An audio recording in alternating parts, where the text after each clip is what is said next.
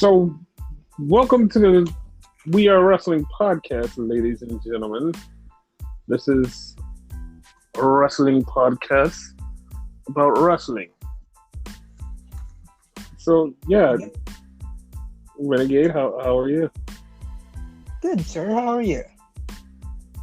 Well, yeah. So, where do you want to start? I'm gonna go with you on where to start because there's a million things to unpack in this show. So It's a million fucking things, yeah. So typically, you know me, I start with Raw, whatever, because it's order, whatever. But just because you know more about it than I do and everything runs together, can we talk about New Japan? Okay, yes, we can talk about New Japan. Yes. So New Japan over the weekend had Dominion, which was the pay-per-view everybody was waiting for because it's leading into Forbidden Door. So, with that being said, I do have to get this valid criticism that everybody has been talking about, which I too agree with, but it came with a lot of circumstances and holding off, which is always bad. Which is always bad, especially for the product. Because people have been saying AEW has been sucking lately. It's been sucking really bad because of the writing. It's because Punk left. It's because of this. And I had to break it down for people. I'm like, yeah, it's because Punk left, but also because they have this show that they're trying to cram in 4 weeks after they just had a pay-per-view. But they couldn't do anything until after Dominion. Until after Dominion, they couldn't do a goddamn thing. So it's like you couldn't do anything. So it's like, that's why some of the writing is like, oh, well, they're not advancing stories, they're not doing this. I'm like, guys, they have to build up for Forbidden Door. And they couldn't do that because they were politically hand-tied because they couldn't do anything until after Dominion. So it was like, yeah, like that makes sense. And I understand the frustration. I mean, I'm not going to lie, AEW's writing has been complete dog shit for the last couple of weeks, but I totally just been like, I'm giving it a pass because they're only waiting for Forbidden Door. After Forbidden Door, it's going to go back to normal. Like, if it doesn't go back to the normal, then that's when you should be totally concerned. That's when you should be like, I'm fucking concerned now. Because we're past Forbidden Door, we're past everything. That's when you should be concerned. But they were waiting for this show. And this show was one of my, like, it wasn't one of my favorites, but it had stuff on there that made me just happy. Because it's just, like, once again, like, New Japan is my happy place. Yeah. Because they had a match on there that was Shingo Takagi versus Taichi. And it was for the KOPW title. And when that title got introduced over the summer of 2020, everybody completely shit on it. Because it's like, you're bringing a bunch of random-ass, American-ass rules to this fucking thing, and it's gonna be bad. And then certain people got it, and they made it cool. Like, when Shingo Takagi got it, he made it cool because he decided to make, okay, no, I'm going to make some fucking weird-ass rule, but it's going to be strictly wrestling-related. There was one where Yano had to put fucking Suzuki in a dog cage. That was a KOP. That was a KOPW thing. And it was like, dog, like, that's insane. Like, it's funny, but like at the same time, this is supposed to be wrestling. That's insane. We don't want that. So Shingo got it, and him and Taichi have been going back and forth. This is their second match. They had one match where it was, you have to get 30 falls, not 30 consecutive pinfalls, but when the ref counts 1, 2, that adds up to 30. That's what that match was that they had before. So they had a version similar to that at Dominion that was 10 minutes, and you had to pin the person as many times. Every time you got a 1, 2, it added up. And Shingo beat Taichi by 1 point. It was so great because it was just awesome wrestling for 10 minutes. And it just was fucking superb. It was one of my favorite matches on this show. And I'm like, that is just fucking amazing. It was just so fucking good. It just blew my mind because it was like, all right, yeah, they're both good wrestlers. I really kind of am iffy about the KOPW, but every now and then somebody actually makes it interesting, and this was one of the times where it was like, this is fucking interesting, and that was good. It was so good. I loved it. Awesome. So then we had Carl Anderson beat Tama Tonga. I didn't like this because this was Tama's first defense as holding a singles title. This was his first defense. And also this was Carl's first singles title. So it made me angry, but like I kind of don't know where this is gonna go, because especially after that Carl Anderson cut this weird ass promo where he just called out anybody from any promotion, even included WWE, which is like a no-go. But it's like he called out all these people, and it's like, dude, it's like, we know that you're like the champion now, but like you're more Gallows and Anderson, and we kind of need that for like the tag team title stuff. So like, you being a single champion is kind of weird, and I just like wish they would have left it on Tama, and that would have been great. But like, that happened. Then we had the fucking U.S. title match. Juice Robinson, we knew Juice Robinson was fucked up, but he was like, "Yeah, I'm coming." And they made the match. They were like, okay, we're making a match. But Juice couldn't make it because he's like, I can't fly out there with this kidney infection. So they're like, fuck, now we just have this one-on-one match between Sonata and Ospreay. And the winner becomes the new U.S. champion. And Ospreay beats Sonata. And it's like, okay, that's cool. I mean, that leads into stuff later on. I'm like, all right, well, that makes sense. The Great O'Khan and Jeff Cobb, they won their titles. They won the tag team titles like I said they would. And once again, this is another thing where it was like, I'm kind of confused, because even though Fale and Chase Owens wasn't going to do anything with the tag titles, they won the tag titles at the last big show. So this is their first defense, and it's like, okay, I noted you weren't going to do anything with these guys. One, like, you putting the titles on them was like for the big Bullet Club family reunion thing. Yeah, that made sense. But at the same time, you just put the tag titles on them to take the tag titles right off of them. And if I'm reading this correct, to take the tag titles off of O'Khan and Cobb, and it's like, this is a lot of moving around that I'm not used to in New Japan, where it's like, you're putting titles on somebody, they stay on them for months. It's not just, oh, we're going to put the title on you and it's over. It's, no, we're going to put the title on this person, and this is where it stays, and then it goes to the next person.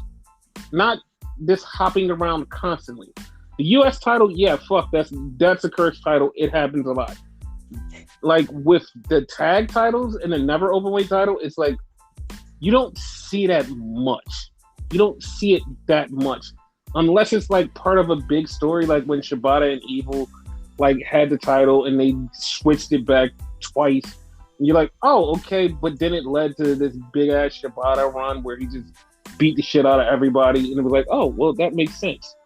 Like that's what I'm saying. Like sometimes when you switch it back and forth, it's like, oh, this has to make sense, but like it doesn't in like just the immediate look at it. Like, hey, this is the first defense for this person. This should be more than that. This is very bad. So that was a thing. Then we had the main event, and Jay White called a shot, and Jay beat Okada. And I immediately knew that Jay was going to beat Okada. That was already a thing. And like, we kind of said it here, and I kind of told Renegade off the podcast, I kind of said, dude, Okada's wife is having a baby. He's not coming to Forbidden Door. I don't think he's going to be there. And a lot of people, the funny part is a lot of people kind of heard the same thing, but everybody in wrestling was just like, no, I'm fucking dumb. I'm fucking blinded. And I'm just going to go, nope, he has to be there. He literally said it on one of the things, was like, he didn't say that the wife was having a baby at the time. He said, no, that's around my wife's birthday. I think I should be home. Everybody was like, ha ha ha, that's a joke. Ha ha, he's going to be there. He's got to be there, right? And I'm like, no, guys, like the way he is, like, he's not that type of person who's going to be like, no, I'm going to be a gazillion miles away from my wife in, like, this awesome time for this match that I really don't give a fuck about. I need to be home. And a lot of people just totally hand-waved it and was like, no. I'm like, well, all right, well, you guys get what you get. Like, he's not going to be there. He's not going to be there. Jay White's going to be there. And I love the fact that there's a lot of people, like, I'm not going to be gatekeepy here because I saw somebody be gatekeepy, and I'm going to talk about that later on. But I don't like the way a lot of people have never heard Jay White speak until Dominion. Like, when he beat Okada and he cut the promo right after, and there was a lot of people there that wasn't there as regular New Japan fans. They were only there because, oh, we want to see how this impacts Forbidden Door. So we're here just to find out what happens. And it's like, dude, like, all right, you guys are like super out of the world AEW casuals, whatever. And then they heard Jay speak and just like rant about like how Hangman only became a star when his friends created a company for him. And like people was like, oh my God, I didn't know Jay was this good on the mic. I'm like, he's been doing this for years. I've been yelling about it every time everybody says MJF is good. Then I had to keep coming back and saying, no, Jay is good. Jay is that guy. And now people just all of a sudden are like, oh my God, I didn't know he was that good. He's actually good. He's really good. I'm like, yeah, he's always been good on the mic. And it's just like, it shocks me to see how many people just came out from like the AEW side to go, oh my God, like this is really, like he's really good. Like, I was like, okay, all right. Like no one knew. And they didn't know because they didn't fucking pay attention. But then we got the G1 lineup, and most of the usual suspects are there, except for Tom Lawler's going to be in it. Jonah Rock's going to be in it. Somebody else that I totally forgot, and I'm just fucking upset that I forgot this person, whoever it is. And Lance Archer's in it. And Lance Archer got a huge pop. And people are like, oh, it's because of his AEW influence. That's why he got a big pop. Like, oh, people love AEW. It's like, okay, I'm going to let you guys think what you think, but like, once again, I'm not trying to be gatekeepy. But Lance Archer made his name. The reason AEW wanted him so bad was because of the stuff he was doing in New Japan. And when people saw that, they were like, oh shit, he's back. That's why they popped. It wasn't because, oh my God, he's an AEW guy. It's, oh shit, Lance Archer's back. We miss him. That's exactly what happened. It wasn't like, oh, because he's this AEW guy, yay! It's, no, we miss him. We're glad that he's back because he was a monster here and they loved him before he left. So that's what it was. But yeah, that's the Dominion rundown. Questions?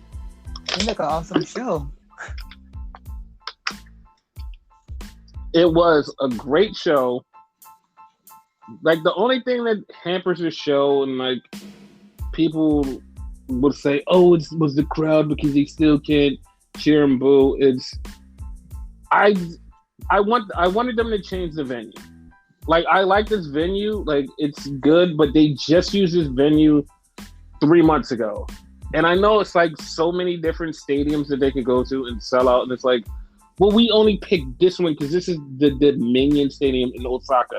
Like, this is it. This is the Osaka-jo Hall. This is the one we go to for Dominion. I'm like, but it's this one fucking stadium that they only went to one time. That was the greatest fucking stadium that I've ever seen.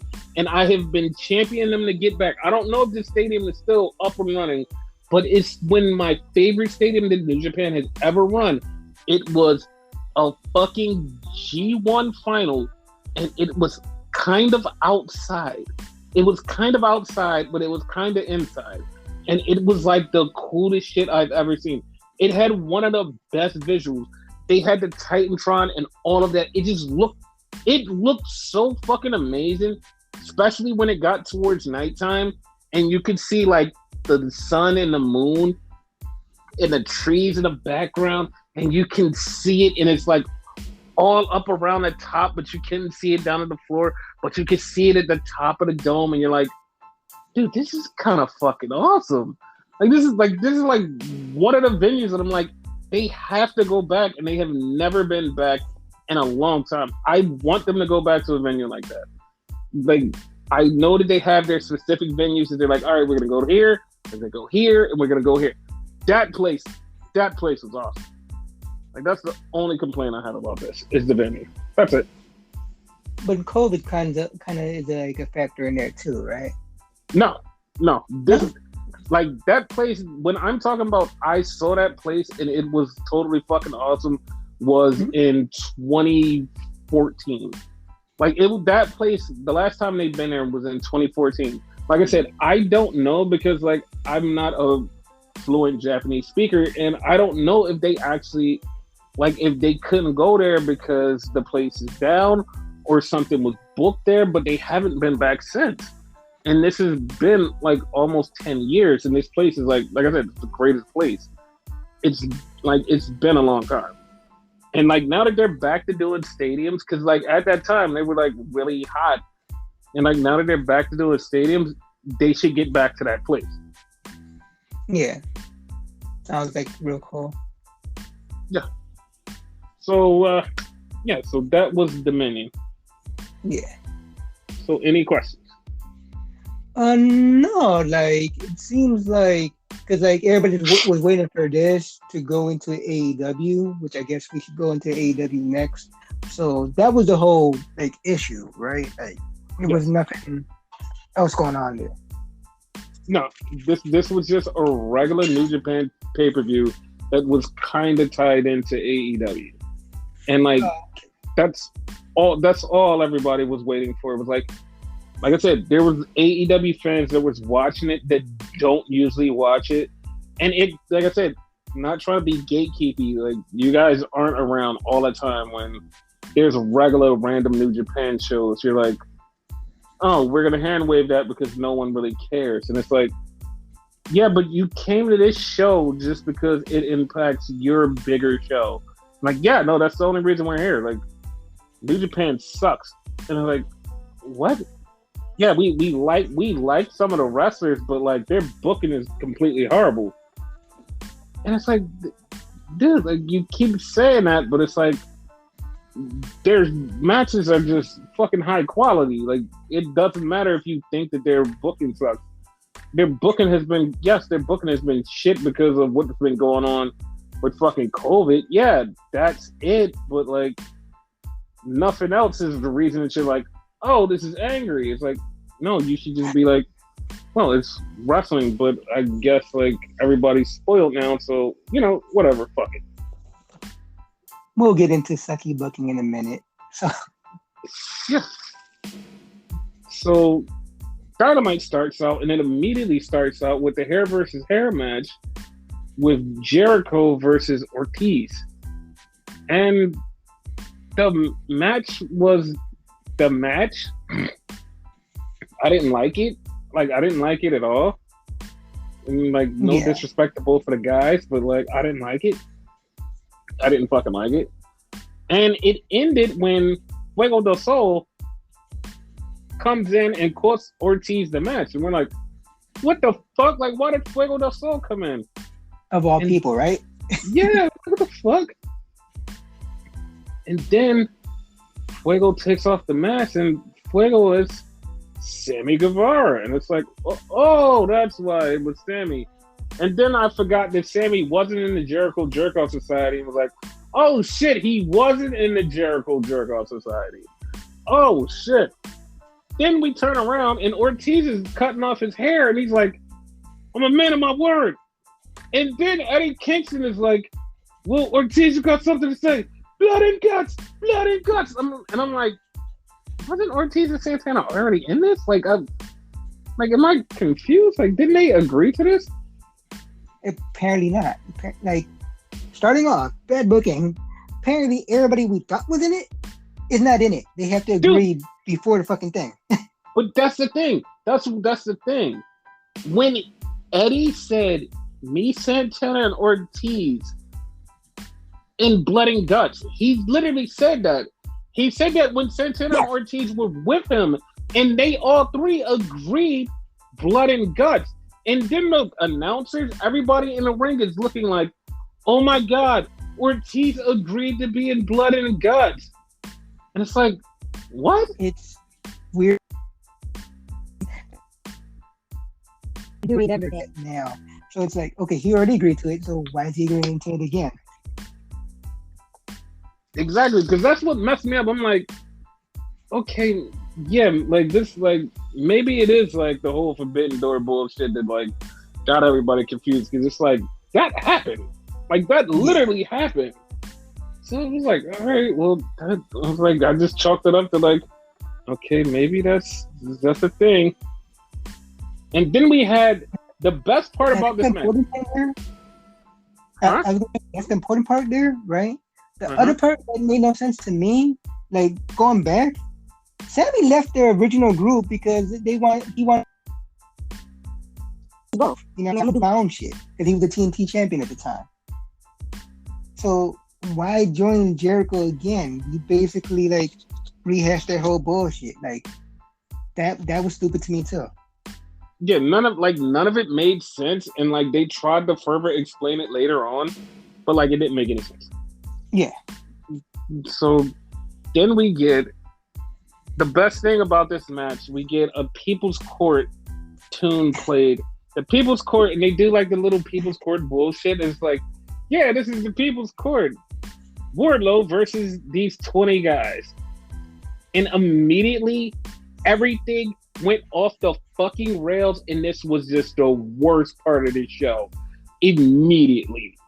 Like, all 20 guys get up around the fucking ring, and he knocks down 4 of them, and Dasha goes, 4 of the plaintiffs have been eliminated. And it's like, the fuck? Like, wait, I thought it was all pinfalls. Tony Khan said so himself.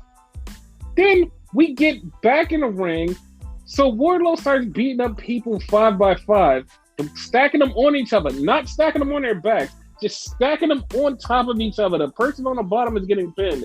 Everybody else is just getting stacked on this person. And 1, 2, 3.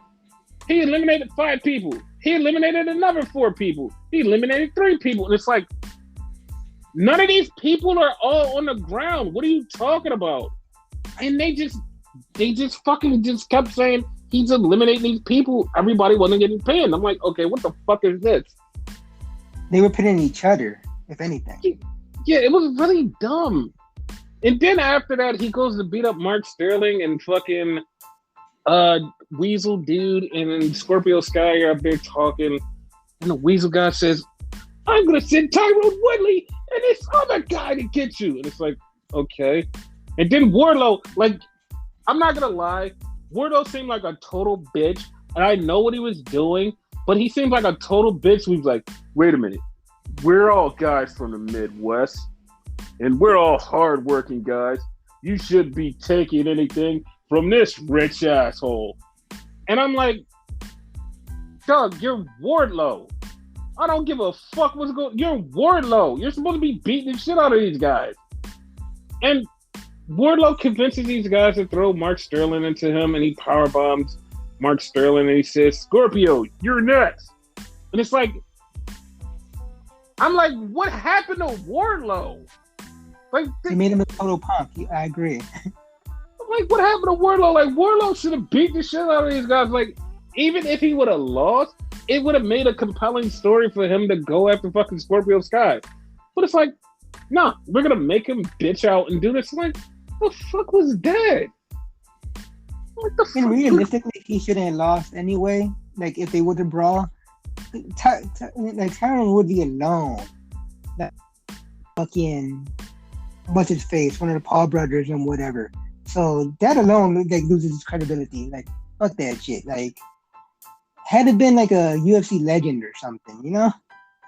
Tyron Woodley is a UFC legend, and that Paul fight I still think is fixed. But like Tyron Woodley should have just beat his ass. Like even if Wardlow did come back, like it still could have been like, what the fuck, dude? Like what the fuck? Like come on, man. Like this is stupid. Yeah, he bitched out. Yeah, it was super bitched out. And so then we went to the next thing, which was Dax Hardwood versus Orange Cassidy. And I have to say this. Dax Hardwood has become one of the best singles wrestlers for no goddamn reason at all. Like, he's just been wrestling, and I know he's been like a great tag team wrestler. He hasn't wrestled in a singles match in like forever. He has been putting on classic after classic, and it's like, hold up, like, why? Like, not why in a bad way, but like, why has he actually just been putting on classics? He's been putting on fucking classics week after week. He had a fucking classic with Ospreay, and it's like, what the fuck is happening? Like, he's just like, why have you never been doing this before? I hope they don't have like the bright idea of breaking them up. That would be stupid. Yeah, I don't want that, and they actually kind of felt like they didn't want that either. So yeah. Ospreay gets the win, and he beats Dax. Then Cash comes out, Roppongi Vice, the United Empire comes out, and they're all beating everybody's ass. And then Orange Cassidy comes out. Orange Cassidy walks down to the ring and stands face to face with Ospreay. And so it's apparent that it's going to be Ospreay versus Orange Cassidy for the U.S. title. Okay. Yes, that's what's going to happen. So I don't know about that, but yeah. I mean, so there's a chance Ospreay can turn it on and Ospreay can fucking kill it. I mean, not Ospreay, you meant to say Orange Cassidy. Orange Cassidy can fucking kill it. And then there's also a chance where Orange Cassidy can just fucking shit the bed and Will could just carry this whole thing and just... It's like, it's a catch-22. You never know. It is what it is. But, like, I'm not too against it, but I'm like, that's what's getting thrown on Forbidden Door, but okay. That's the only reason I'm against it. Like, you know, the very slight chance, like, Cassidy doesn't go all on this, you know? He needs to.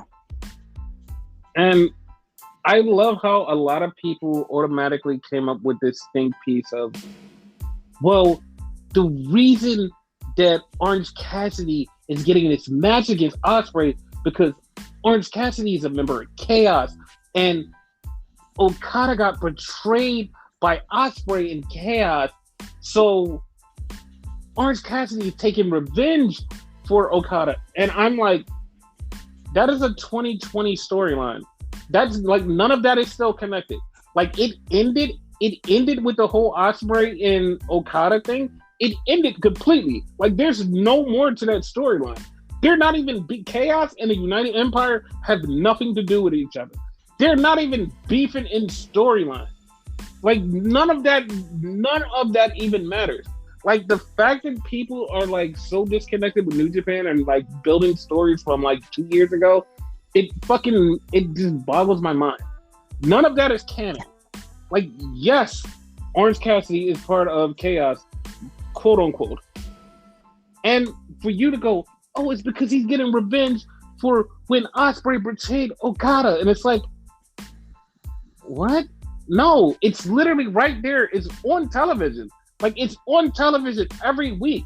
Like, for you to make this think piece to just negate what's actually happened on television every week, the reason he's doing that is because he's helping out his friends who are actually getting their asses beat right now.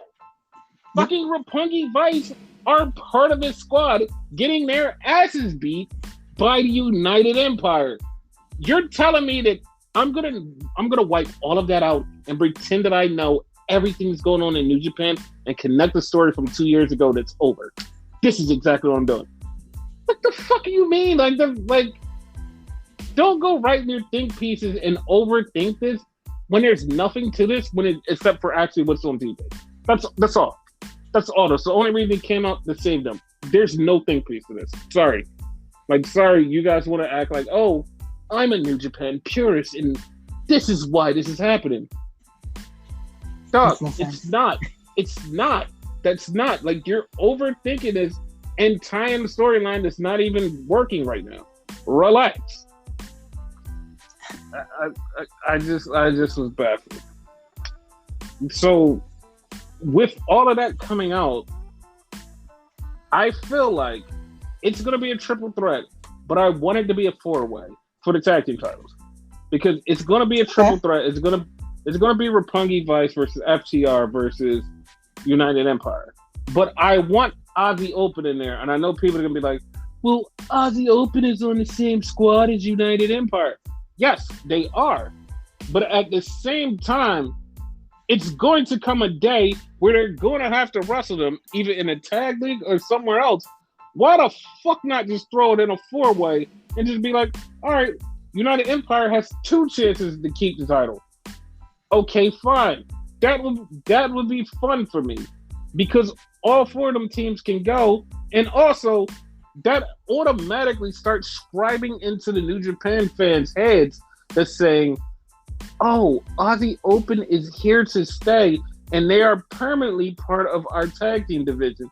So we can look for more matches with Aussie Open. Okay.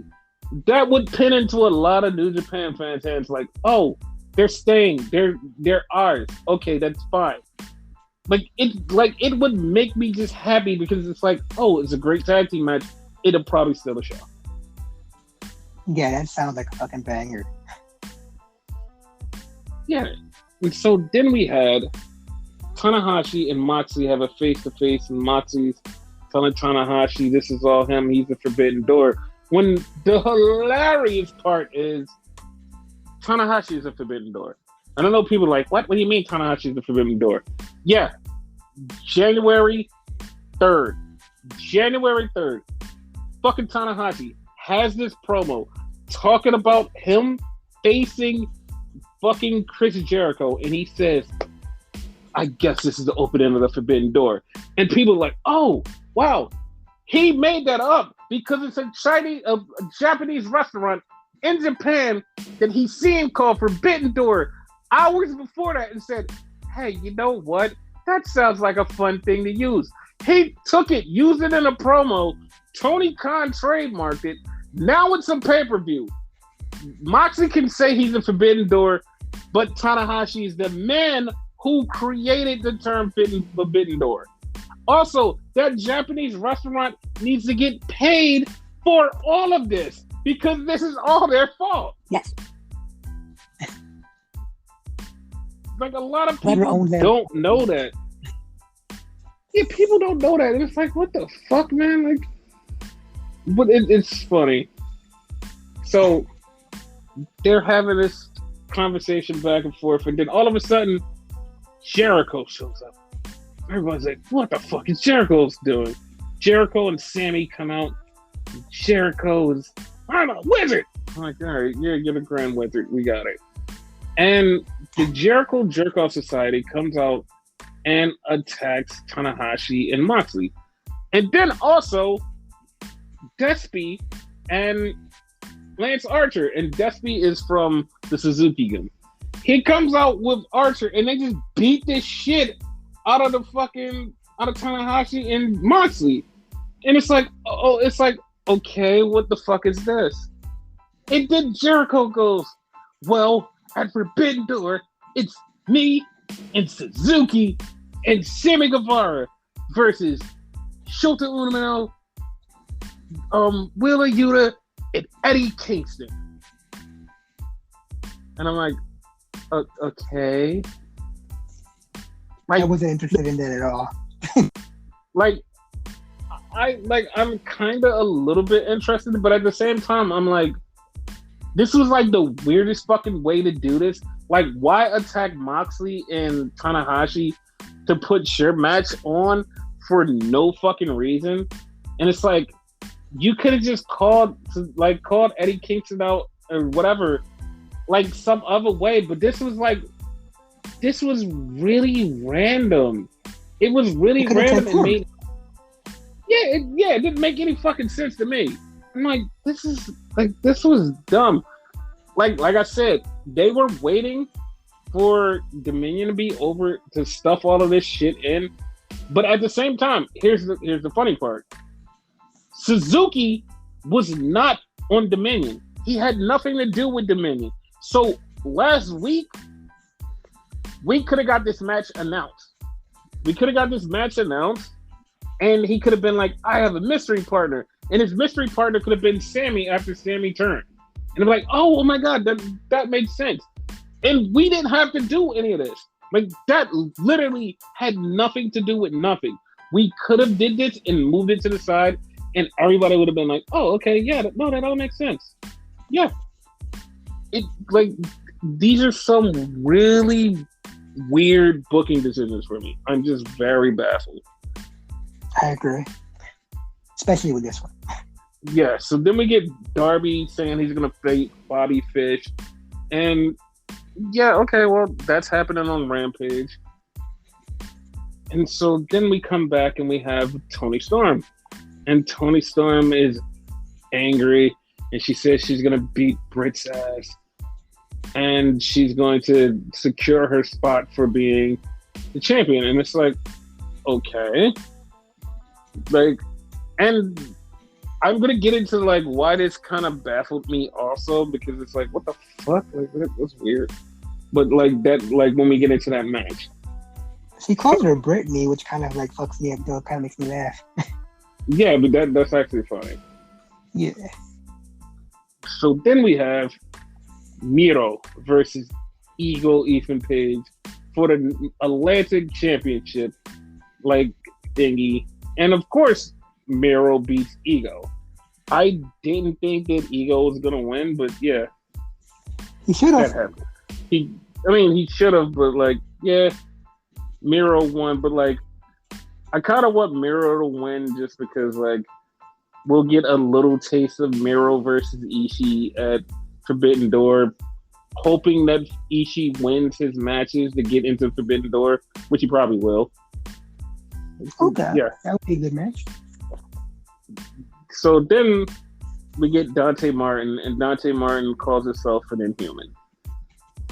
And I just stopped and paused because I called him an Inhuman, and he just goes, yeah, I'm an Inhuman. And Matt Sydal goes, yeah, he's an Inhuman. I'm like, I called you Inhuman. Friend of the show, Dante Martin and Matt Sydal, because they are listening. Just stealing my shit, dude. Just stealing my shit. And Darius probably listening too, even though he's not on the show right now. So yeah, he has nothing better to do but get healed up and listen to the show. So shout out to Top Flight Security. Exactly. Future tag team champions. Yes. So then we get Brittany Baker coming out with her squad. And then we get Toni Storm comes out.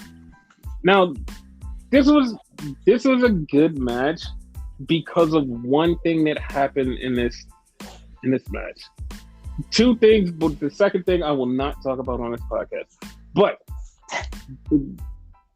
fucking Toni Storm does that hip attack in the corner to Britt Baker, and Britt Baker sells it like she got knocked the fuck out.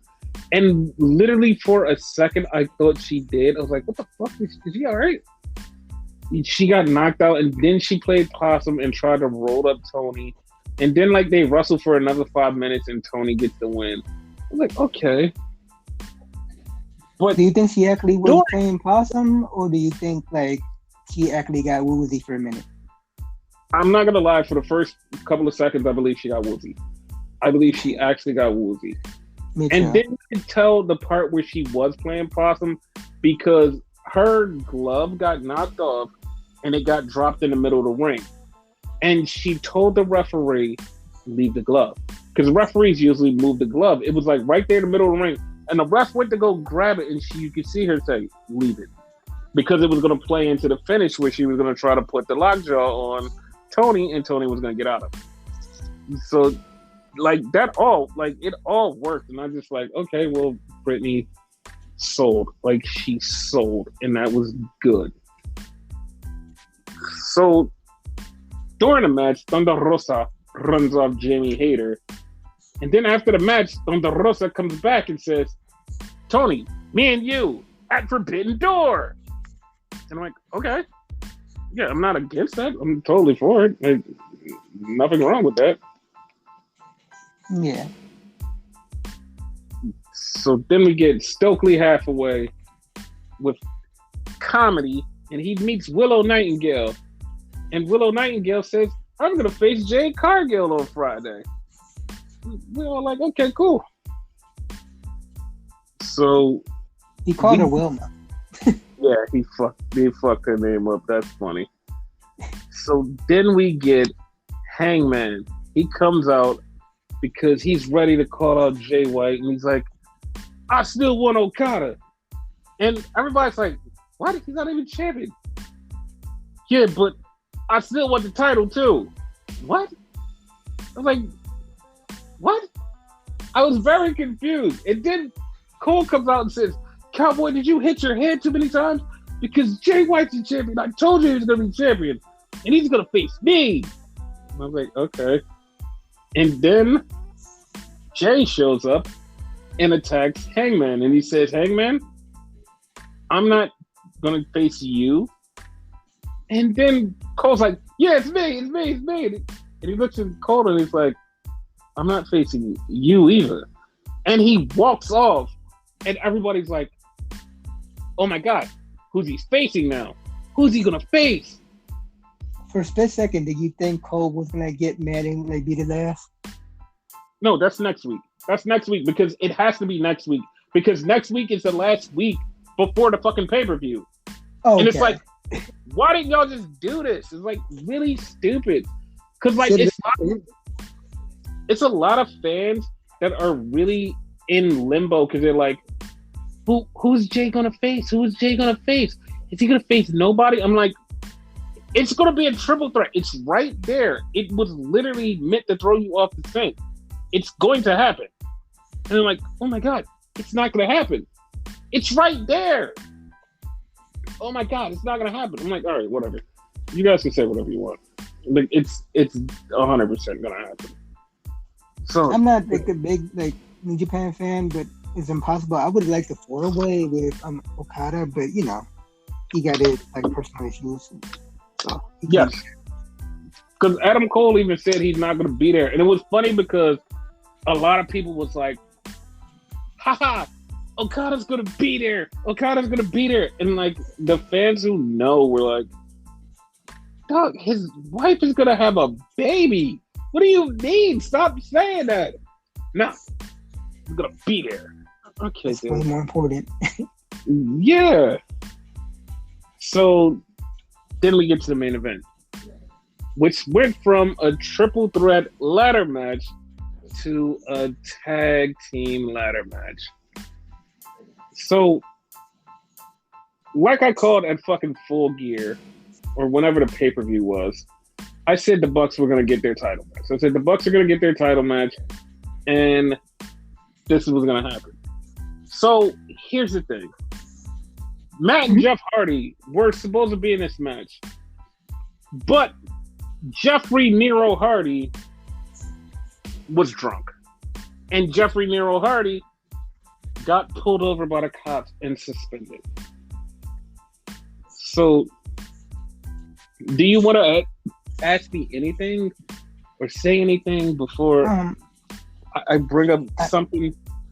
Apparently, there's a lot to unpack with this. Like, I've been hearing like a lot of like stuff to this. Like, this is like his third offense or whatever. I thought it was a lot more. So, like, yeah, you tell me the details on this. Okay. So, we're going to go back to WrestleMania weekend. And I know he wasn't at WrestleMania. People are gonna be like, "Wait, he wasn't at WrestleMania?" Yeah, no, it was WrestleMania weekend anyway. And AEW did have a show during that weekend. Jeff was a little inebriated, and people were like, he's a little inebriated. But I'm going to go back. I'm going to go back to the take that I put out and the take I took back because I was supposed to do this. Because remember when he decided to go all Jeff Hardy and jump over the railing and just fucking walk off, and everybody was like, "Oh, he did that to get out of the WWE contract. You guys are stupid."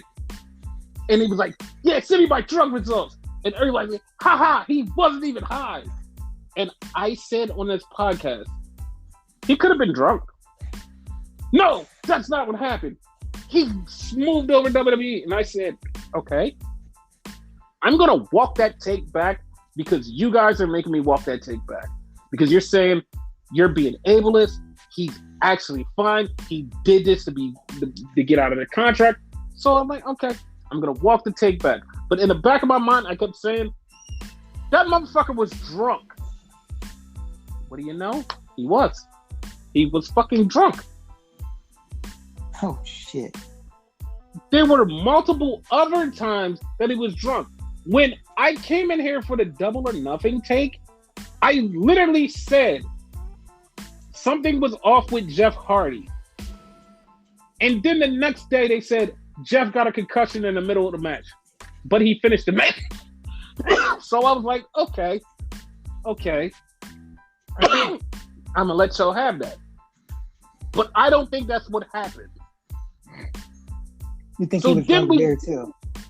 Yeah, so then we get Jeff Hardy super fucking drunk out of his mind. The cops had to pull him over and pull the guns. When everybody heard the story of it was at 12:45, everybody immediately goes, it was at night. Oh, that's fucked up. It was broad fucking daylight. Drunk as fuck. And he gets out the car and they have guns on him like, dude, you know you was swerving, right? What the fuck is wrong with you? He's trying to talk to them and he's like, man, I'm just trying to go to my brain appointment. And they like, wait, you have a neurological appointment? Yeah, because I had a concussion and I had to go to my appointment.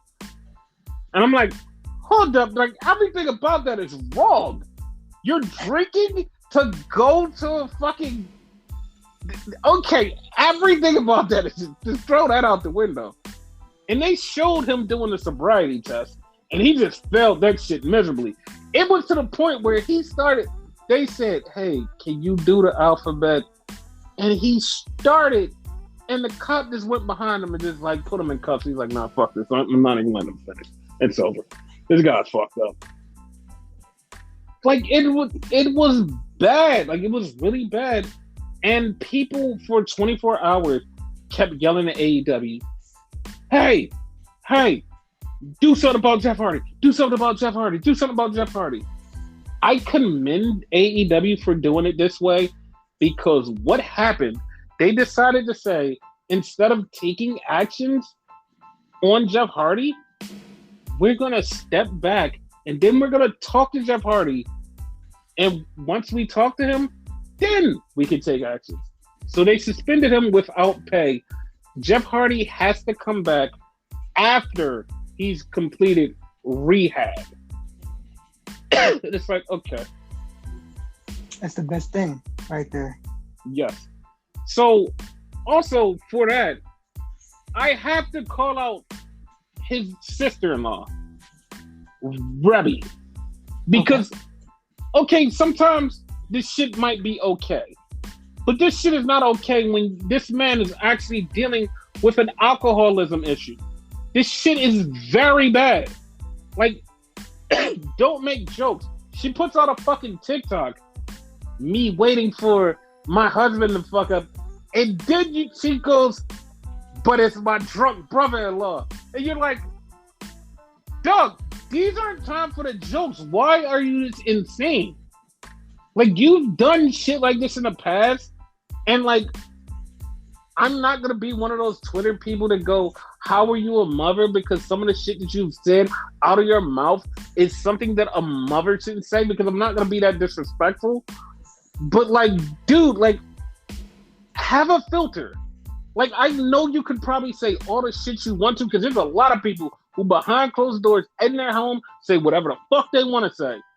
But you have said too much stuff out in the public eye, in the public ear, this princess that you think you are.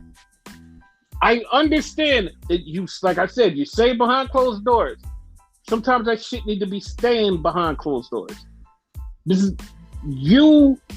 I don't know how to even take you, but you are a problem. And as far as your husband goes, I don't know what to say about him, because he actually did have something nice to say. He said, I can't control the grown ass man. I can't control him. He's like, I can't control him. I can control myself. He's like, I can't control him. I can control myself. I can't control him. And I'm like, okay, well, yeah, I totally agree with you. Like, that's the only thing I agreed with. But that's gonna bring up, right? Like, Rebby shouldn't be making jokes like that, because you know how Twitter is. Like, you say the wrong thing, they find your fucking past and shit like that. They both been locked up before for shit. Dude, there's no find your past. Like, her past is documented. Her past is documented with the drug use, the alcohol abuse, the shit that she's been saying about fucking Ashley Mazzaro after she died, after she committed suicide, shit like that. All of this shit that has been going on with this lady, the shit that she's going, oh, like me waiting for my husband to get caught up in a sex scandal when he fucked all the women in the industry. And it's like, what are you doing? Like, what are you doing? What are you doing? Do you understand what this shit is? Do you understand what's going on? Like, do you understand yourself?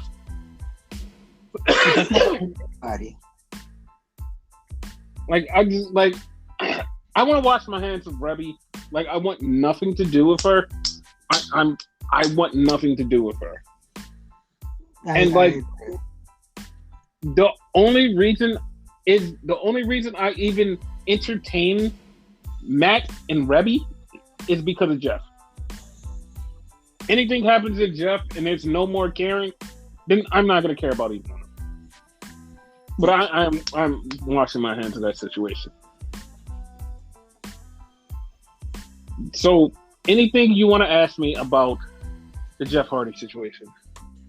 No, you pretty much like made me understand that way better and all that. Because I know fucking Rebby did something, didn't know what. I didn't know the severity of the rest and all that. Good on the AEW for what they did, so how they handled it. So yeah, I got it. Yes. So back to the match. It was the Lucha Bros versus, not the Lucha Bros. I was about to correct you. Jurassic Express versus the Young Bucks for the tag titles in a ladder match. People are talking about how good this ladder match was. To me, it was just a ladder match. It wasn't just a ladder match though, because they had tables out there, so it was more or less a TLC match. Even though they didn't call it by name, legally they can't. I don't think, but yeah. Yeah, but like I just thought it was a regular match to me. It wasn't like no extraordinary match that everybody's like, I can't believe they put on another 5-star banger. It's like, okay, whatever. It's not that to me. Like, it's not that. Like, I didn't see it like that. Yeah. And the Young Bucks won the tag team titles. And the thing about this that like pisses me off about them winning the tag titles is like, we all know that they're the EVPs. And I know people are gonna be like, that has nothing to do with it. They're just the best tag team in the world. Hold your horses. Whatever. Yeah, I'm like, they didn't have to do that. The Hardys were supposed to win the tag titles and like then move on from there, but like you didn't have to put the tag titles on the fucking Young Bucks, because this is gonna go to FTR versus the Young Bucks at All Out, and FTR is gonna be, I hope they let them win the tag titles again, because the Young Bucks being the first 2-time tag titles looks really sus to me. And I'm just like, all right, well, whatever. Yeah, as long as they lose it quick, I'm okay with it.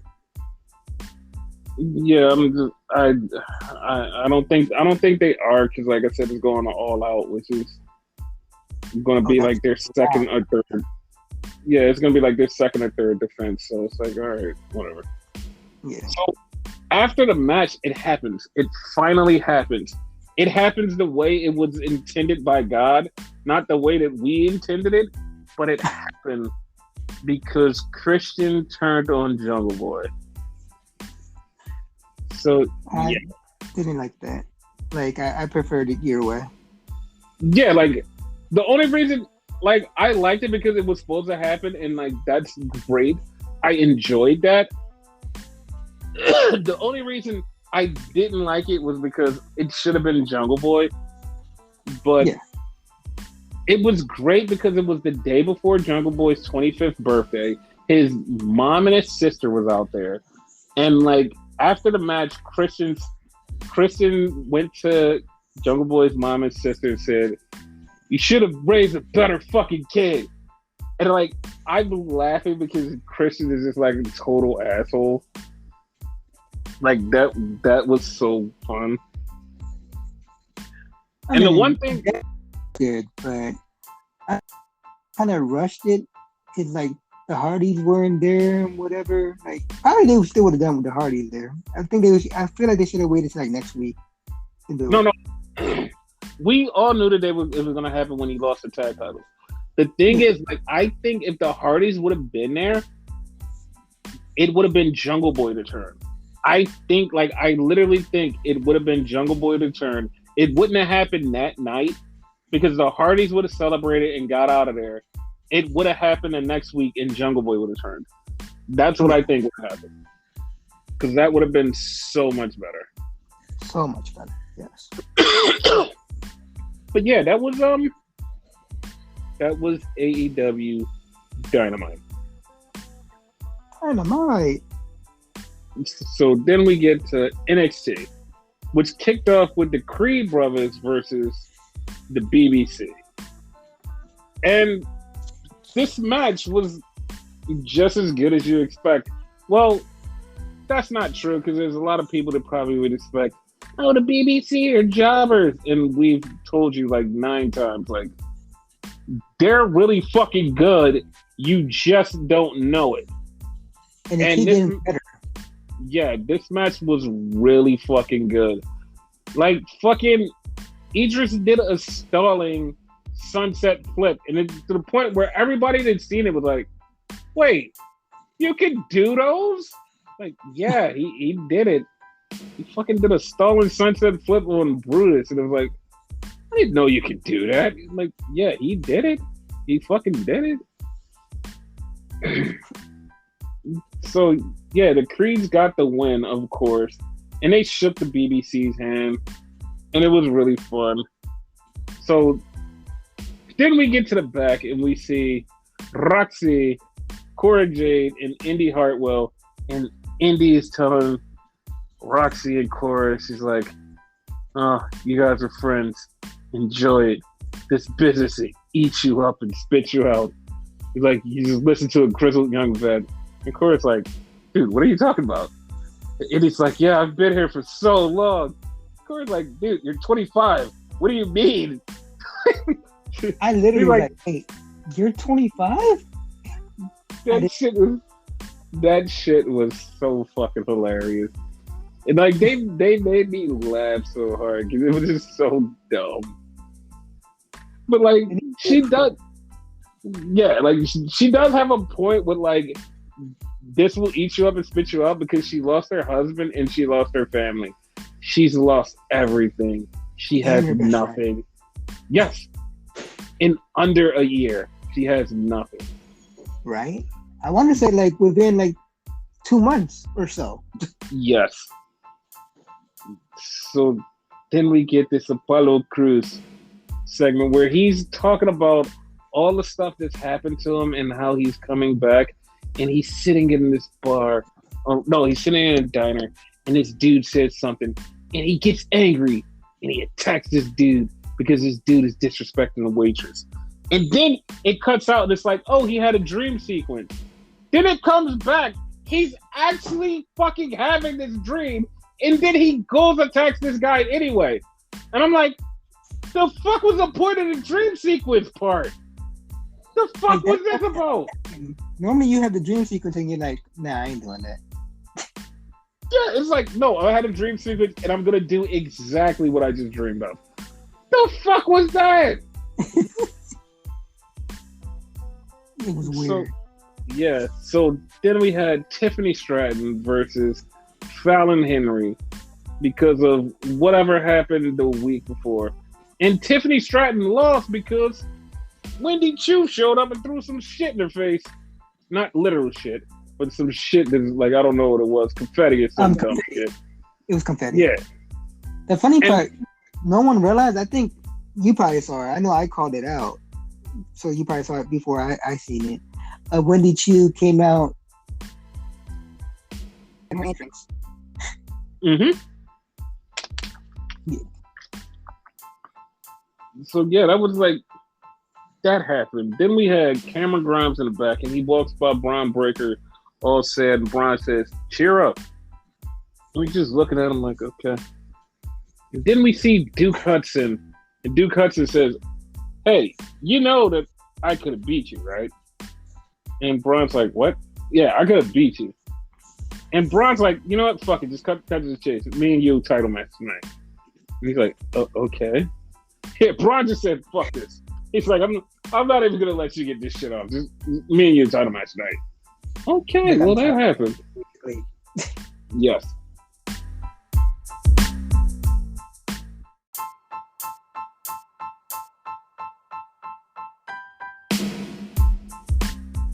So then we had a Lash Legend promo. And the only thing I knew about Lash Legend before Lash Legend showed up was Lash Legend used to play Division I basketball. That's all I know. That's all I know. And Lash Legend starts running down all of her accomplishments of her being in track and field and her doing this and her being on like 6 basketball teams and her doing, like, she ran down for 10 minutes. I swear to God. She ran down for 10 minutes, all of her fucking accomplishments, and I'm like, holy shit, she could do all that? And she just kept going. And then at the end, you realize that she's only 25. I'm like, how the fuck? What the goddamn? Dude, like, I was losing my shit. I'm like, yeah, like, she has everything that could be a star, and she just still only thing she needs to figure out is how to make it work in the ring. If she makes it work in the ring, she could be a star. But like, she needs to make it work in the ring. That's it. That's the only thing. It's the ring, the in-ring that's missing for me. That's it. Once she figures that out, then it's like, yeah, you can send her on the way to be something big, but she has to figure out that in-ring. If she doesn't figure that out, it's GG's. I think she'll get it eventually. Hopefully. So then we finally get Zion Quinn versus Wesley, and Wesley wins, and we're like, okay, now what? Like, now where does this go? Like, it's over. Wesley beats Zion Quinn. Yeah. Because this has been brewing for like almost a year. Feels longer, honestly. Yeah, it's been a fucking long time, because it's like, yeah, I don't like what you said. Yeah, okay, yeah, you don't like what a lot of people say. And then you made him start doing it. So it's like, whatever. So then we had a Nathan Frazier promo. And this fucked me up so bad. Because I've watched Nathan Frazier for a while. And every time he says, I'm from Jersey, I always said it. I even said this on the podcast. Why does some dude from America have to go over to NXT UK? He's from Jersey. He literally goes, Yeah, I'm from Jersey, in Europe. Like the fuck? There's another Jersey? I was, I was broken. He broke me. Like He fucking. the one that's in America is New Jersey. Yeah, he fucking That's broke me. that's the whole thing. I didn't know. So Yeah, he fucking broke me on that one. So then we had the Dyad, who I still think is the Grizzled Young Vets I versus agree. Dante Chin and some other dude. And the Dyad gets a win. And nobody calls out that they're the fucking, like, no one is saying they're the Grizzled Young Vets. They still have masks on while wrestling. It's like, okay, what the fuck? Like they're wrestling as fucking druids. Like all that gear on. Like what the fuck? Yes. So then we get a backstage thing with Sangha and Zion Quinn. Zion Quinn is saying, yeah, I should teach you. And then Sangha stood up and was like, listen, you don't have to teach me a lesson. Everything is fine. You need to calm down. And Zion Quinn just walked away when he realized how big Sangha is. And it's like, yeah, the kind of what you should have did in the beginning. He's a big dude. Yeah. So then we get Nikita Lyons, and she says, guys, I'm coming back. I'm healed up from injury. And we're like, okay, yeah, you're coming back. Good for you. So then we get a family promo with Legado del Fantasma and the family. And everybody is like, okay, what? Yeah, they're all together. And the reason I say what is because Tony D'Angelo is injured and Stacks is fired. So we're like, what the fuck is happening? But this, I forgot this was taped a week ago. So now people don't know So we got, about this. yeah, we got Mello coming out, him and Trick. And they're just like, yeah, we're going to face you two suckers later. We're like, okay. We get the title match, Bron Breakker versus Duke Hudson. Of course, Braun wins in like 5 seconds. Then Cameron Grimes comes out and challenges him, which I said on the podcast last week as a spoiler, and that definitely happened. So then we get Giovanni Da Vinci, which is Fabian Eitner, that I said before. Only difference is the beard. Yes, and he's kind of acting like a model. And everybody's like, yeah, he should be part of the Max Modeling Agency. And I'm like, no. Did he lose weight? He got buffer and he put on a beard, which is like weight. Okay. So then we get Cameron Grimes talking to the BBC, and he's telling Idris and Malik that they should be better. And like, part of me is like, is he trying to heel turn these guys? Because like, I wouldn't mind it. Like, I'm good with them being all happy and go lucky, but like them having a heel turn, being better would not be any bad to me. Them as a crew though would be kind of weird, but you know, like it's not a bad thing. Yeah, we'll see. Yeah. So then we get Mello and Trick versus the family. And of course, Legado del Fantasma caused the family to lose the match. And Tony D'Angelo's like, what are you guys doing? What the fuck, man?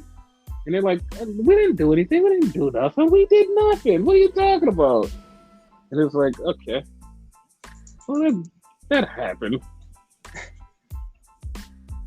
So yeah, then we get to the main event, which is the 6-man, which Indy Hartwell, Roxy, and Cora Jade versus Toxic Extraction.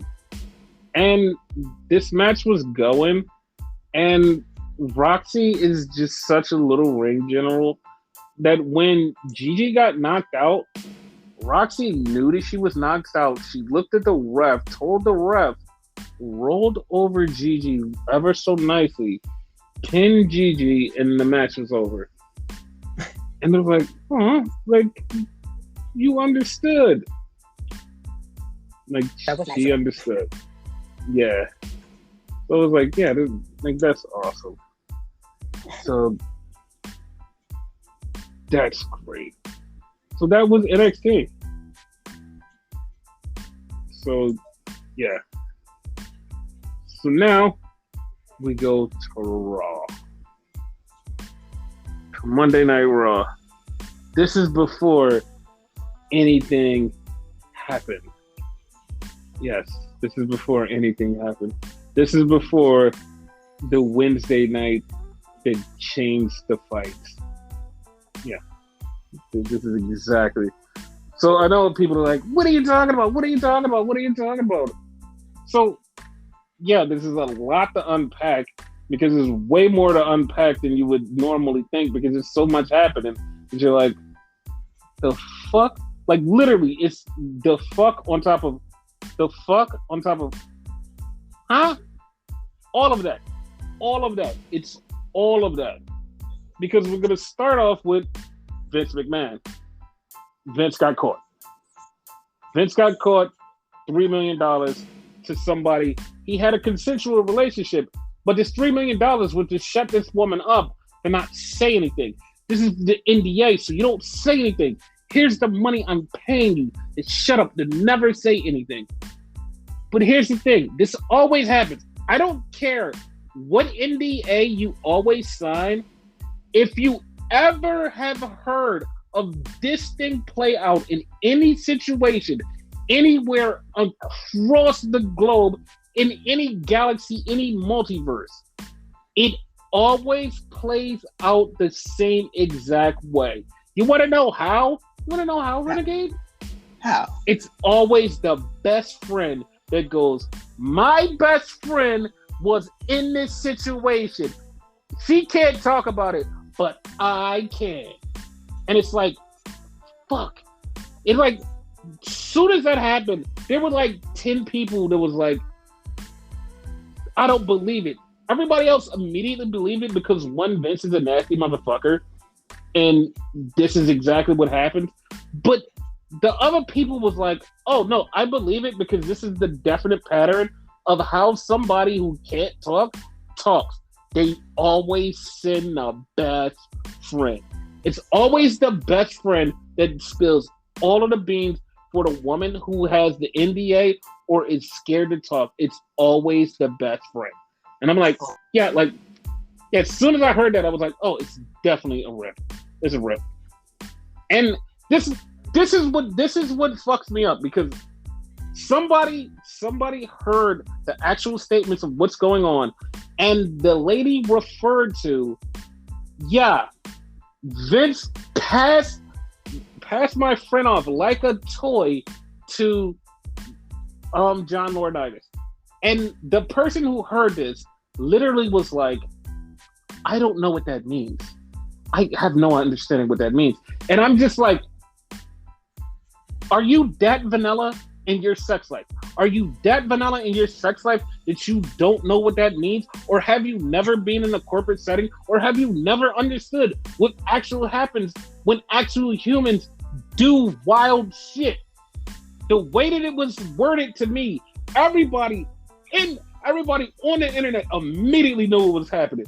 They was like, oh my God, they was tag teaming this woman.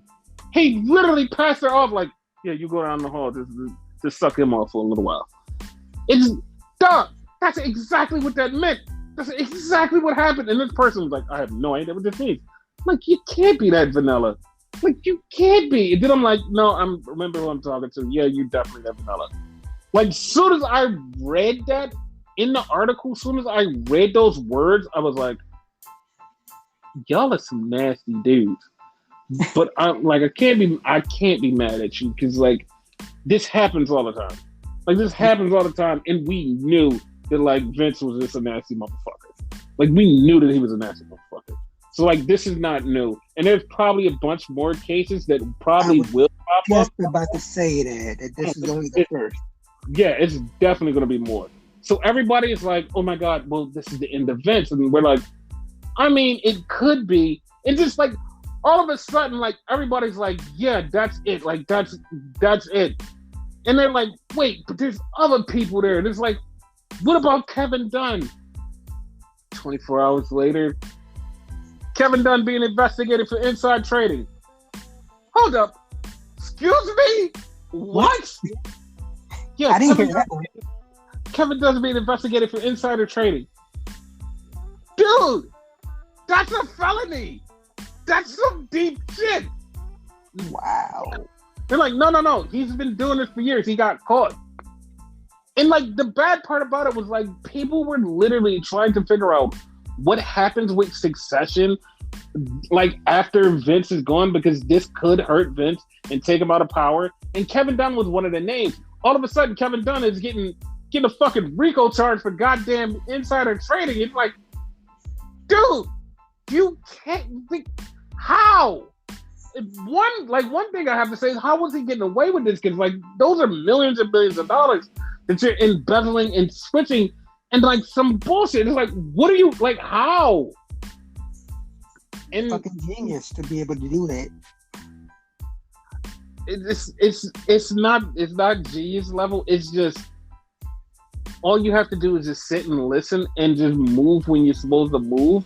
But the thing is, you're not supposed to move when you hear shit, because if you hear shit from the inside, if the person on the inside is saying, "Yo, we're gonna do X, Y, and Z," before it breaks to the fucking public, and they say it's gonna be X, Y, and Z, you should move your money. And they move their money and then reap the benefits of that because the person in the inside told them exactly what's happening. You're not supposed to do that. Like, there's so many people who are getting investigated for that. It's so many people who are getting investigated for that, and they are being taken down and having to go to jail. It's like summer camp, but it's fucking jail. And it's like, you're fucking being taken out of your office or wherever you are. Like, for Kevin Dunn to finally get hit with something like this, and we're going to probably never see him again, that is great. Like, I know people are like, you can't be happy for a man's downfall. Fuck them. I'm happy for his downfall. I'm happy that he's going to be going to jail probably. I'm happy that Vince is in the trouble that he's in. I'm happy that WWE is in the fucking financial state that they are, because they are getting fucked. Like, they're getting fucked. Like, they're getting fucked. They're finally getting fucked. And I know people are like, Vince is going to bounce back from this. We all know that he's going to throw Johnny Laurinaitis and say, you're fucked. Like, get out of here, pal. And just act like everything is bulletproof. But he's still going to get fucked because Nick Khan is a fucking shark and he's going to kill him. He's going to kill him one way or another. Vince is out of here. Notice all this is going on while he's in charge, too. So yeah.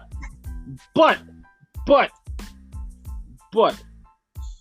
people brought this up because people fucking heard this, and I knew this already. As soon as this came out, I put 3 and 3 together and made 6. I was like, fuck, this is a little bit too inconvenient.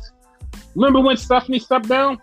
She just all of a sudden stepped down a couple months ago, just like, oh, fuck this shit, I don't want nothing to do with it.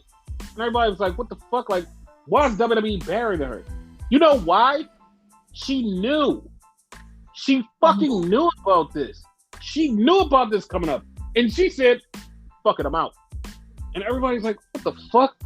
And now that people are like, wait, she knew? And they're like, oh, well, she just doesn't want nothing to do with it. Turns around, no. I'm going to head the investigation. Me, Hunter, and a bunch of other people are heading the investigation to see if there's more corruption that my father did. And it's like, hold up. It's like, hold up. Like, wait. You guys are going after him with these independent people that you have hired from outside of the company that has nothing to do with the company to go after Vince and to see if any more money was embezzled for this kind of shit. I'm like, maybe there wasn't a point of her actually being fired for real. Maybe she was like, I know what's coming. maybe we should have our ducks in a row because when it's time to get him, we're going to take this bitch out. Now, if her and Hunter take this guy out, then like I more love to him. Like, just get him the fuck out of there. Get that nasty motherfucker out there. Fuck him. So you can't make this shit up. This feels like a fucking wrestling storyline. this is just so great, and I love how it's coming through. Yes. And then to top that all off with the cherry on top, we find out that Sasha Banks might be getting released. I'm like, oh, that's gonna happen. The funny part about it is like when it was said, it was perfect timing because it's like all of this shit is going down, and it just comes out like Sasha may or may be on the way to being released, and everybody's like, oh my god, this is perfect timing because you can ask for your release right now when a company's going through all this trouble and they can't fucking say no. And it's like, yeah, no, that makes perfect sense. But there was more to that backstory that people knew about, and now that people are finding out about it, they're like, wait a minute, this may have already been in the works because Sasha has already hired a lawyer to talk to WWE about either negotiating a release or them fixing their goddamn problem. But it's been coming to a release. So here's the thing. It hasn't been officially announced that, yes, she's gone, but it also hasn't officially been denied that she's not gone.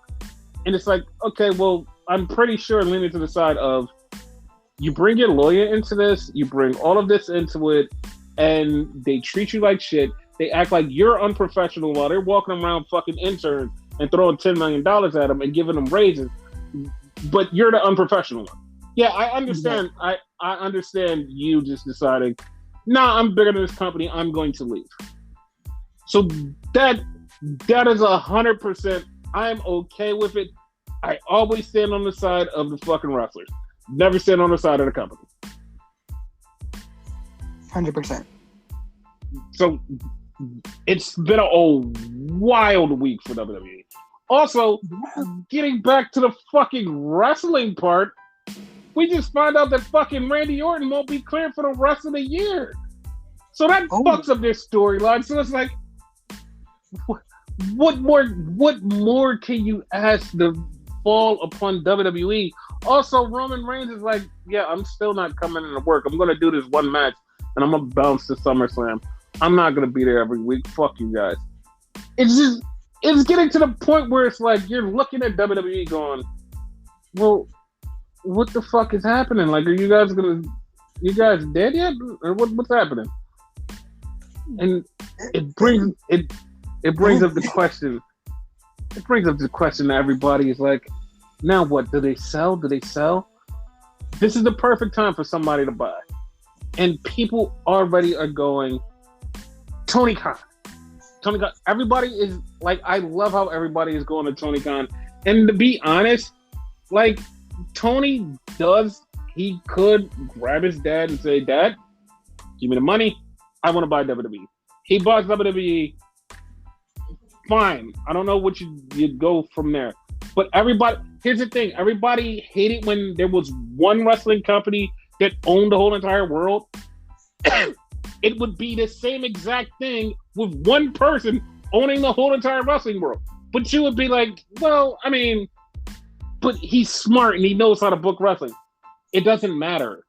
You were mad at it the first time, and if it happens the second time, you're going to be mad at it again. So why would you? They both need to be alive, you know? Yes. So why would you champion this to happen again? No, he should do it because like this is what we want, and it sees how vindictive and evil you are. Like it sees how vindictive and evil you are with this tribalism shit. Like, you take it to the root of, we were in a fucking black hole of multiple wrestling companies. I want that again. But my side is going to win this time, and WWE is going to lose. Ha! I want that. And it's like, no, you're just an evil person. You're just an evil person. And 1,000,000%, right? After, like, if it happens, after it happens, they're going to turn on AEW. Mm-hmm. like, this is shit. This is boring. Oh, I missed WWE. They're guaranteed they're gonna say this. I know, and it's like I'm just gonna laugh. But the front runners for getting WWE right now is NBC. NBC is like, we want this. We pay a lot of money. We want this. The only other person, and I've been saying this for years, the only other person that is even sitting there waiting to make a play is The Rock. Him and Nick Khan have already been talking about it. They're literally just sitting there like, well, I mean, we could come up with the money to get it. I mean, it would be great. It's like, dude, I just know by the end of 2022, I'm calling it right now. There's going to be a huge seismic shift with WWE.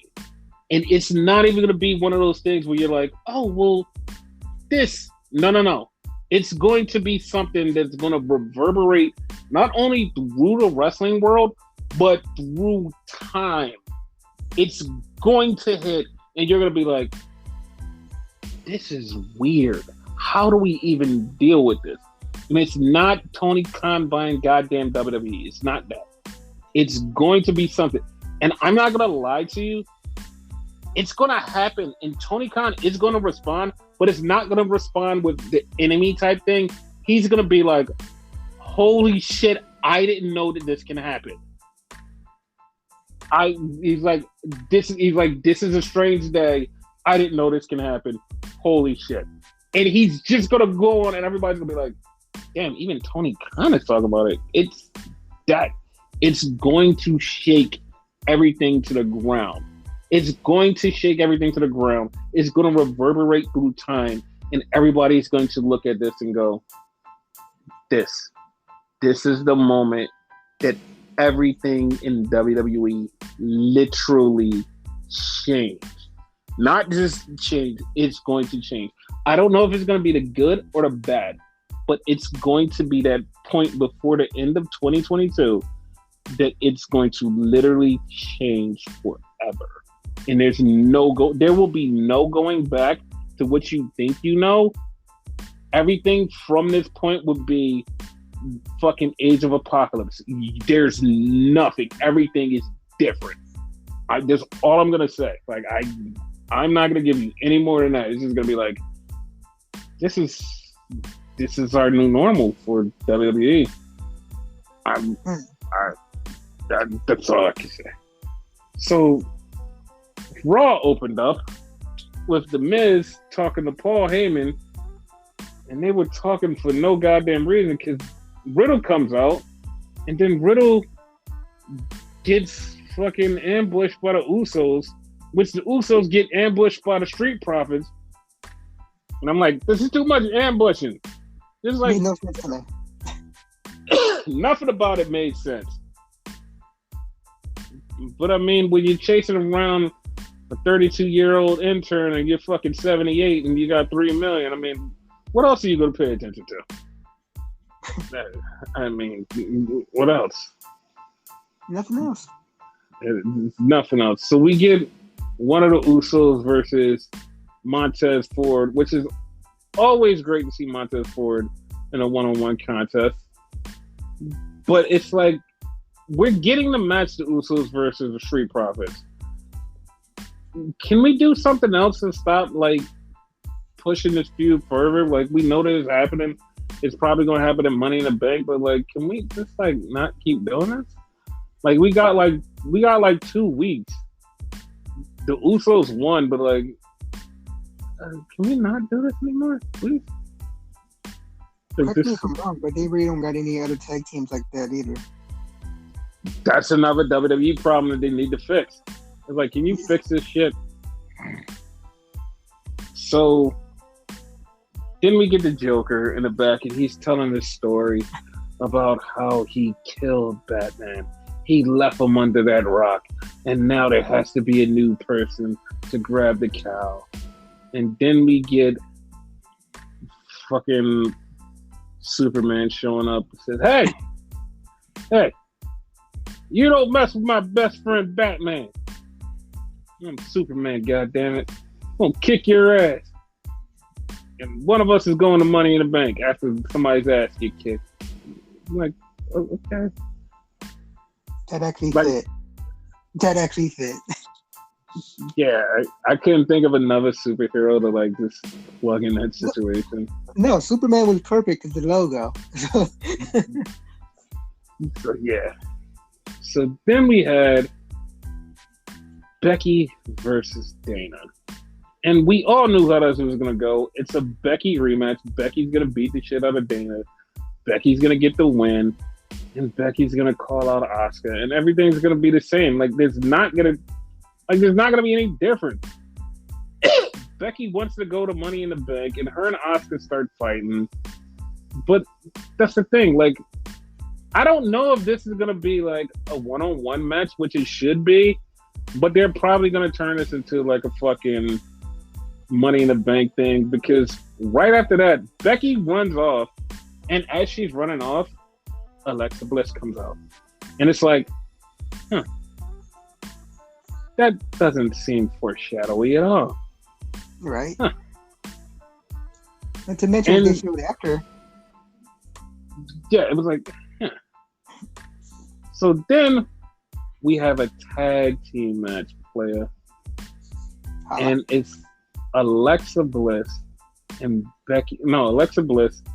Liv Morgan as a tag team who are matching for some reason against Doudrop and Nikki Ash. It's like, okay, but here's the stipulation. The tag team that wins goes into Money in the Bank.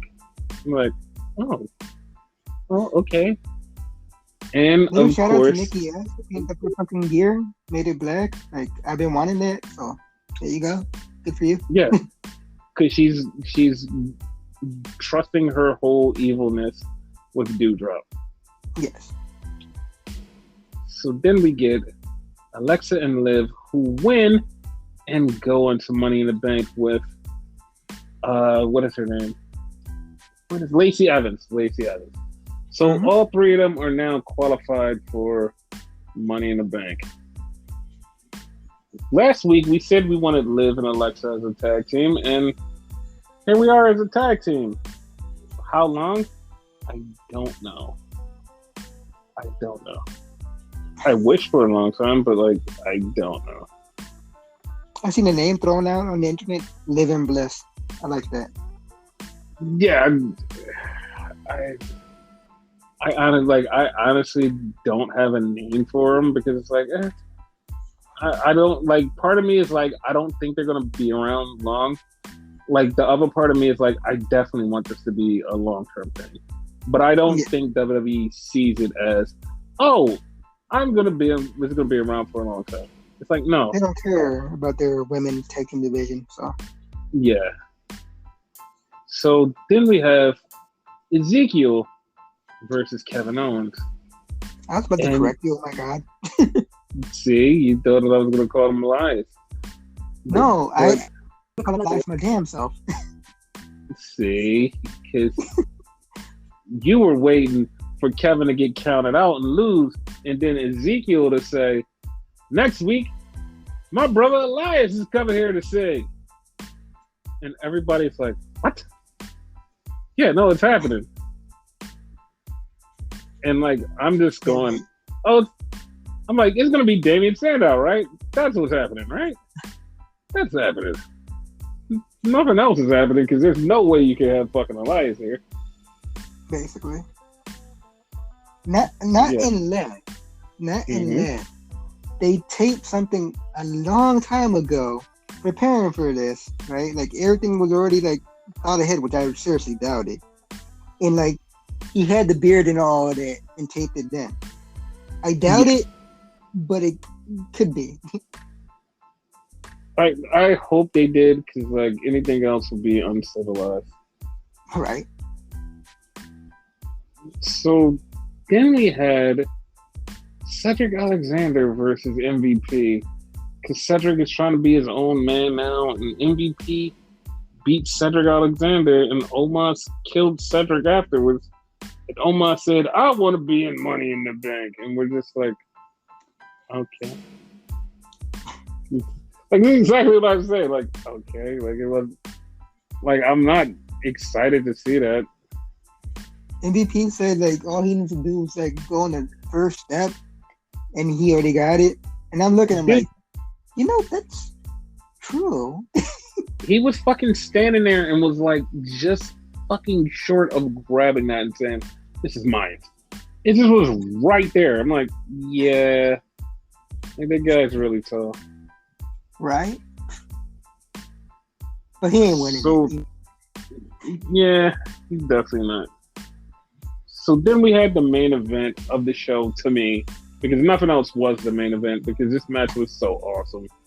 It was Seth Rollins versus AJ Styles for Money in the Bank qualifier. Yes. Yeah, this match was really good. Like, it was really good. I loved it. Yeah. At first I was like, I don't know who I want to win, but then it was like, well, if the story dictates what I think is going to dictate, of course it's going to be Seth. And of course it was Seth. Seth won the match. Do you foresee Seth winning the whole thing? I kind of do, because like I said, it fucking plays off into the bigger story. It plays off 100% into the bigger story of Cody coming back and the whole Seth and Cody thing playing out longer because they wanted it to play out longer. Yeah. Like that's how I feel about this. It's like it only works that way for the Seth and Cody thing. It doesn't for anything else, just for the Seth and Cody thing. Because like the optimum story would be, hey, we hate each other, and here you go with this story. I have the title, you're back. You want to fight me, I want to fight you, blah, blah, blah. We go for the title, whatever. Story's rocking. And it's like, okay, yeah, like we have this. Yeah. Like I 100% am down for that, but at the same time, it's like I would enjoy it so much more if Cody beat Roman. Like if Cody beats Roman, to me, that makes me more happy, because it's like Roman, long reigning champion, finally gets beat by Cody. Like Seth, it would be he gets beat by somebody cashing the Money in the Bank. Not get beat by somebody who actually fucking deserves it. He gets beat by somebody just fucking cashing the Money in the Bank. Yeah. You know what I mean? No, I totally understand. Now, how long is Cody out for again? Cody's out for 9 months. We're all speculating he's going to be back by fucking Royal Rumble. Because it could be a possibility and whatever. Like, Cody does beat him still, and you get your wish. So, no, it will. But like I said, the better story is the build up to Royal Rumble. Like, you see Cody coming back, and you're like, oh my God, Cody's coming back. Just like Triple H. When Triple H came back, you had this whole build up about him coming back, and he showed up and everybody lost their shit. And he said he was going to win the Rumble. He won the Rumble, won the title. It was great. Like, that's what makes it great. I'm all for that. I'm down. Yes. So then we had Riddle versus Ciampa. And I don't, like, I honestly don't know what the point of Ciampa is. I honestly don't know. Like, Ciampa has been on the main roster, hasn't won a fucking thing in months, dude. He hasn't won shit.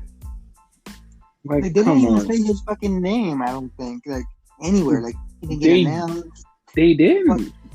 In the beginning of the show, Paul Heyman said your opponent never said his name. Yes, they never said his name. Like, they said nothing about this dude. They didn't care. Like, that's what's pissing me off. It's like, Ciampa is like a good dude, and you're just like, no, we're not even gonna say shit about him. We don't care. Like we just gonna throw him out there to lose. And the only reason you kind of figured Ciampa is because what happened last week. Ciampa attacked him. Yeah, but like, yeah, and it's like, why? Whatever. So then we get a Bianca promo, and Bianca's talking about stuff, and we get Liv Morgan. I mean, not Liv Morgan. Rhea Ripley, who comes out and says, "Yeah." She's like, "Yeah, I'm gonna kick your ass. I'm gonna beat you finally." It's like, okay. It's like I want you two to wrestle, but like Rhea with this gimmick and building this to this, and it's like, Because that's how I feel about it. It's like, it's not, whatever. I feel like it's gonna be a good match, though. The match, it's gonna be a good match. The build to it is just gonna be shit. Yeah. So we get Ali versus Chad Gable, and Ali wins. And we're like, okay, cool. I mean, Ali didn't win. Gable wins. That's what I meant to say. Gable wins. I totally forgot that. I actually thought he won. No. He lost. So it's like, oh, okay. They don't care about Ali anymore. And then we had the Mysterios versus Veer. Well, Rey Mysterio. And of course, they're setting up for Veer and Rey Mysterio and Dominic Mysterio at the same time. So it's like, who cares? And then the show. No, it didn't happen yet. It just keeps bullshitting. Then we have the finish of the show, which I swear to God is like, I'm not joking, guys. This is the fucking main event of the show. This is like, I'm not joking. This is the fucking main event. The main event, the closing act of the show was a pose-off between fucking Austin Theory and Bob Lashley. I'm like, what the fuck is this? I'm like, what is this? What is this? You could have switched the fucking AJ thing with this. Dude, perfect. That would have been fucking the smartest thing anybody could have did. They're like, nope, we're going to do this. And I'm just sitting there like, fam, like, that's what's happening? Yeah, no, this is what's happening. But we're not doing anything else? No, this is what's happening. This is the finish. This is how everything ends. Like, you could have had everybody go home happy, you know? Yeah, then they're like, no, fuck happy, fuck you, fuck anything that we could have did. This is why we're in the fucking content hole that we're in. Fuck you. Mm-hmm. And it's like, bro, like, you didn't even try.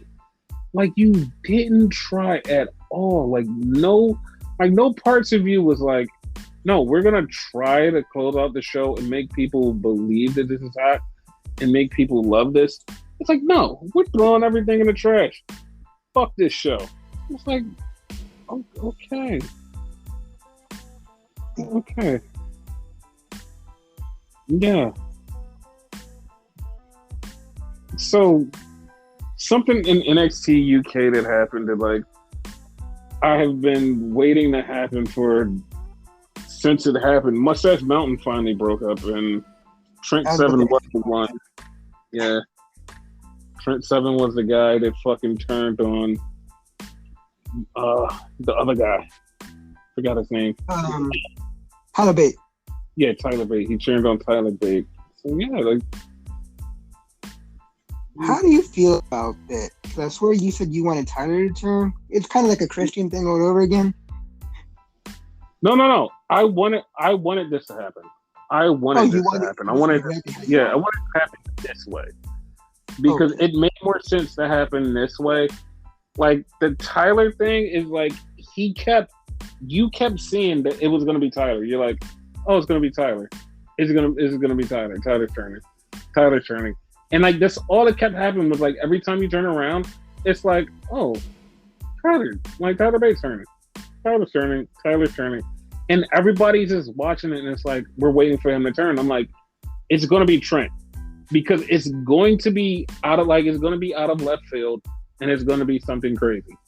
And it was Trent. It definitely was Trent, and I'm just like, yeah, like The way he got him too.